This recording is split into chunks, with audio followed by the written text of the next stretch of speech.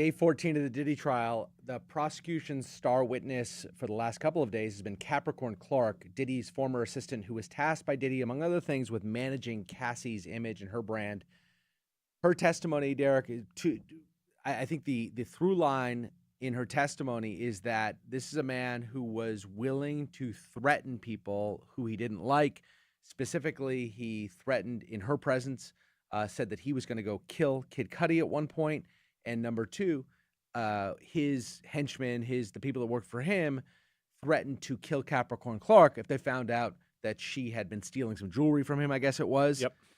Give us sort of the umbrella view here, the umbrella of this. What did her testimony say? Yeah. What does it mean for Diddy? I mean, Capricorn Clark has been a fascinating witness because we've heard from previous assistants and we've heard from a couple who have said, you know, I procured drugs for Diddy. I set up hotel rooms and I would book hotel rooms. I would get, you know, the baby oil ready for the freak-offs and so forth. Yeah. So we've had a lot of testimony about that. Capricorn Clark is different because she was very close to the operation and she was also close to Cassie at periods of time. And she is sort of a link between the organization, Bad Boy and Diddy's enterprises, and all of the misdeeds that he's alleged to have done. The Kid Cudi episode comes up again because Kid Cudi, we know, has testified that he thinks Diddy firebombed his car. He was disoriented, was called back to his house one evening where Capricorn Clark actually alerted him to the fact that Diddy was in his house at the moment. She goes more into that episode, says that, you know, when Cassie first started dating Cudi, she helped her along. She would stay with her. She said, look, if you're going to start dating this guy, you need a burner phone. You can't do this on Bad Boys phones. She sort of helped Cassie sort of navigate what must have been a very sort of scary and fraught relationship with Kid Cudi. She said that with Cudi. Oh, once she started dating. Oh, once she started dating Cudi, it was a very. She had to help her navigate that so that Diddy didn't find out. So they were conspiring to let her have a relationship with Kid Cudi without Diddy finding out. My mistake. Right, through burner phones and so forth. She says that Clark testified that early in the morning of December 22nd, 2011, Diddy found out and starts banging on her front door. She says she opened it. He's holding a gun, and he said, "Why didn't you tell me?" to his employee, Capricorn Clark. Who is Scott? Now, Scott is Kid Cudi's real name, Scott Mescudi, and he's the guy who was on the stand.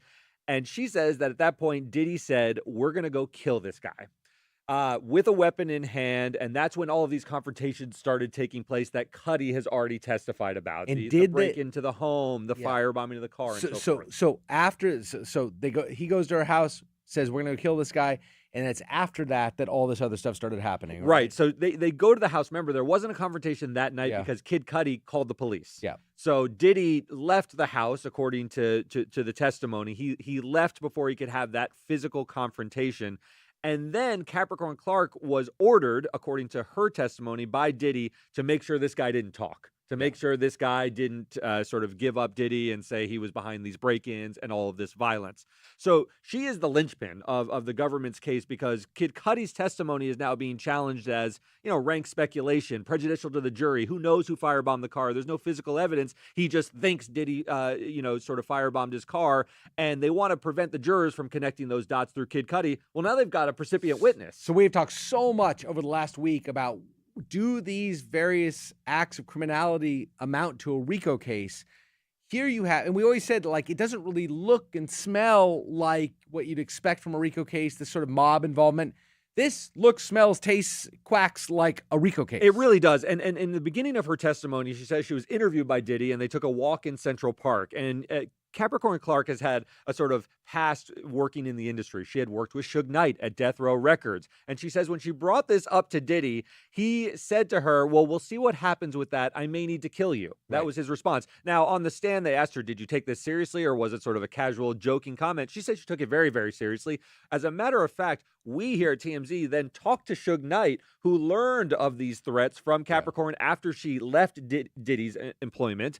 And he says, yeah, I know Capricorn. She was scared scared for her life. Diddy is a man known for violence. This was a job interview when they went through, walking through the car. You and I had a job. I interviewed you for this job. Had I made that statement to you, you would have been like, I think I'll go elsewhere. And you certainly never put me through a polygraph test, which is another thing she testified to. She says the trust was so sort of fractured in their relationship that at one point Diddy accused her of stealing some jewelry from him, had two goons take her to a dilapidated house, hook her up to a polygraph machine. She was nervous and said, what happens if this goes wrong? And the lines start jumping, and they said you might end up in the East River. So now we're at a point where this sounds actually like a mafia enterprise where there are explicit threats to people's harms of throwing them in rivers. This is how the mafia operates. So he, again, just to break down her testimony, you've got Diddy as the head of this thing. He liked to be called the king. He was called the king.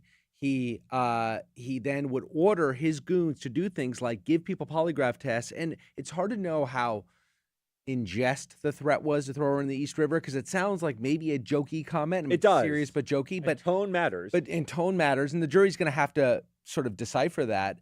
But given the fact that she knows him to be prone to threats of great violence, and there have been other allegations that not necessarily have come to light yet in the case that he committed great acts of violence over the years. And she would have known this. It's hard not to take those things seriously. They did bring her out, according to her testimony, bring her out to a warehouse with, like you said, goons, basically employees, and hook her up to a lie detector test. If she fails, it's not going to be like, we're going to terminate your employment, or they would have done that at Bad Boys' offices. That's right. This had to be, there was a reason they were taking out to a warehouse in the middle of nowhere. Now, you bring up her termination. Eventually, she was terminated. Yeah. And so on cross-examination, Mark Agnifilo had a field day with her because they're going to try to frame Capricorn Clark, whose testimony was absolutely devastating, if you believe it, as a jilted ex-employee who has an axe to grind with Diddy. The other approach they took was, look, she has issues with Cassie. At some point, she was helping her career along, but there was some professional jealousy. She testified on cross that that Cassie was the bad boy artist who was most coddled to, basically, that they were trying to launch the most between a certain period of time, and that while she's beautiful and has some talent, she said she's not really talented. She has talent, but not talented. She said, I think of talented musicians as Mariah Carey and Whitney Houston. This is a girl who could sing in the studio, but they put so much money and investment behind her. It sounded like there was some professional jealousy. Why is she getting all the attention? In addition to the professional jealousy, she also said that Cassie got, quote, a little more bravado as being his girlfriend the longer it lasted. She went from being more of a sweet model to a feisty girlfriend. She testified that when Cassie's live performances weren't great, she returned to work in 2016. Clark said that her drug use was preventing her from the opportunities that were before us. So basically, she's talking about a girl in Cassie who was getting all of the perks from dating Diddy, not as talented as the other people that maybe could have gotten more attention. You can imagine this. Being a little bit bitchy, it sounds like. And this happens in office settings. I don't know that this is entirely unfounded, because you can imagine the boss hiring a hot secretary. Well, he's sleeping with the hot secretary, too. That's right. In this case, yeah. And letting them get away with things at work, not really holding them to the same standards as you hold other employees, and that resentment brewing amongst the rest of the workforce. Capricorn sounds like she was on that side of it. Yeah, and I mean, look, I said doesn't mean she was lying, but it is worth telling the jury. I didn't even mean to diminish it. They had a really long-term relationship, she and Diddy. So it's the music industry, maybe the movie industry, the only thing that's going to give rise to this, right? Where there's a boss and there's an employee, and they're openly sleeping together, and the boss is openly trying to get the employee jobs, right? And to the detriment of the other employees who maybe want to have that level of fame. Exactly. And then Cassie, according to Capricorn Clark, starts to get a little bit too big for her britches, and being like, I'm his girlfriend, I'm not just some talent you can tell what to do. Right, and here's what's interesting, the sort of trial within the trial of what's going on. Remember, they had to have a little bit of kid gloves when you're dealing with Cassie on the stand. Yeah. She's a pregnant woman. She is a survivor of domestic violence, basically by Diddy's admission that he was jealous. And there were violent episodes, and of course the elevator video. With a witness like Capricorn Clark, who worked in the industry, had worked for Suge, is a little more sort of, she didn't suffer domestic violence at the hands of Diddy. She was an employee who says she was threatened, but she also had a nasty termination from there. They could really take the gloves off. And from what it looks like, Agnifilo did a good job on cross-examination of at least raising the specter of her having a bias against Diddy. And I think that was effective as far as it goes. on the side of the prosecution, I think she was extremely effective in connecting dots from Kid Cudi's testimony, which at its core is a guy who says, yeah, my car was firebombed, but I don't know who did it. I think Diddy's a liar when he says he didn't do it, but he doesn't really have a basis for concretely linking Diddy.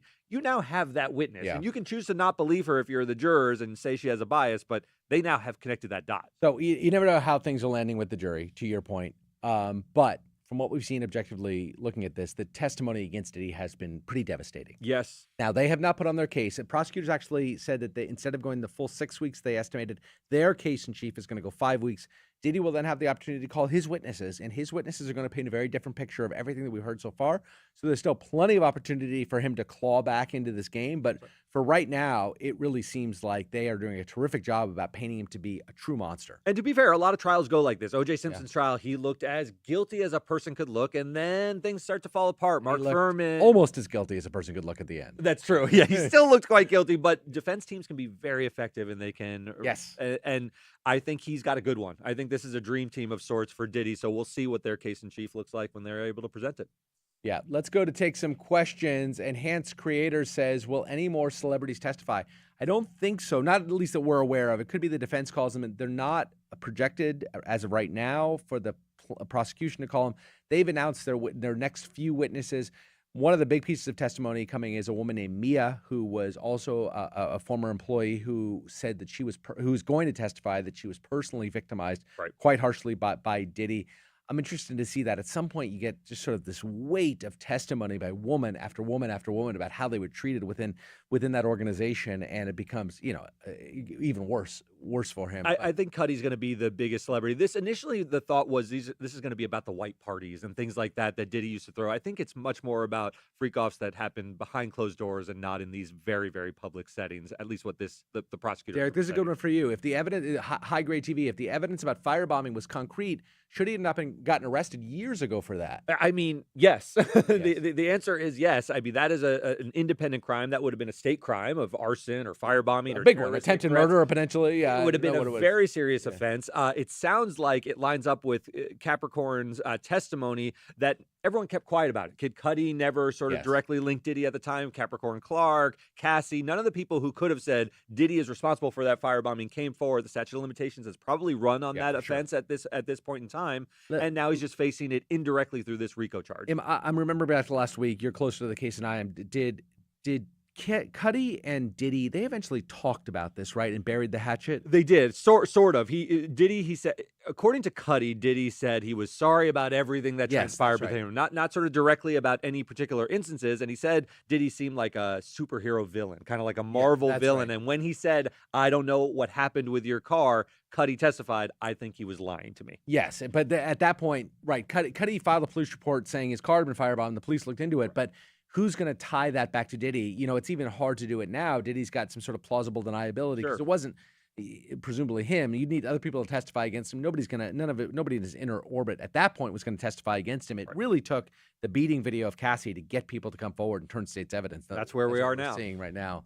One last one, Chrissy Lee. I heard some YouTubers saying today that the jury loves him. Don't pay attention to what you see on YouTube from people who purport to have heard things from different people. It says that scares me for the victims. I have seen some reports of body language, sort of Diddy's mother blowing him kisses in the courtroom and things of that nature. How do you think that stuff lands? I think it offends the jury. Me too. Yeah. I find it so cynical to think you can have your doting mother there who thinks her son could do no wrong and blow kisses against this monstrous testimony. I just think it will backfire. It seems overly transparently cynical and offensive to the jurors' intelligence when you do stuff like that, to me. And on that, we're out. We'll see you guys tomorrow. See you tomorrow.